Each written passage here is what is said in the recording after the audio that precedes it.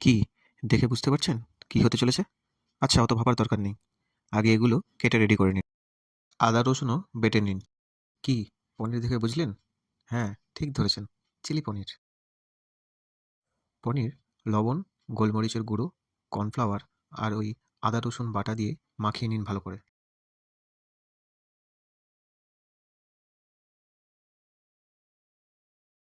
একটু ময়দা অ্যাড করে আবার মাখুন। চলে আসুন কড়াইয়ে। তেলের মধ্যে একটু বাটার অ্যাড করে কড়াইটা মাখিয়ে নিন। এবারে পনিরগুলো একে একে কড়াইয়ে দিয়ে দিন।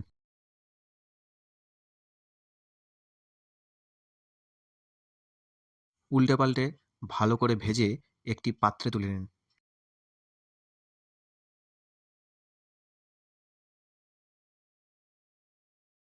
এবারে ওই কড়াইয়েই রসুন ও আদা কুচি একটু লাল করে ভেজে নিন। এবারে দিয়ে দিন পেঁয়াজ কুচি, কাঁচা লঙ্কা, ভাজুন। সামান্য লবণ অ্যাড করুন। এবারে বড় করে কেটে রাখা পেঁয়াজ আর ক্যাপসিকাম দিয়ে হালকা করে ভাজুন।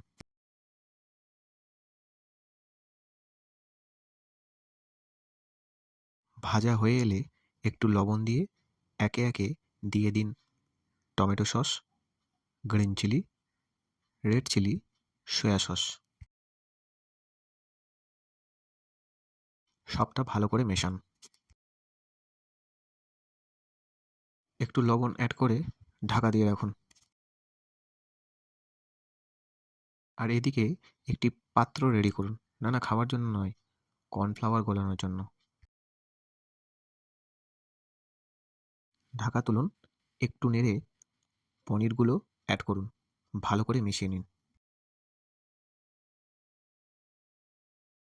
গুলিয়ে রাখা কর্নফ্লাওয়ার অ্যাড করে একটু ফুটিয়ে নামিয়ে নিন। পরিবেশন করুন আর খান সুপার টেস্টি চিলি পনির। আর হ্যাঁ, এগ রাইসের রেসিপিটা খুব তাড়াতাড়ি আসছে। ধন্যবাদ।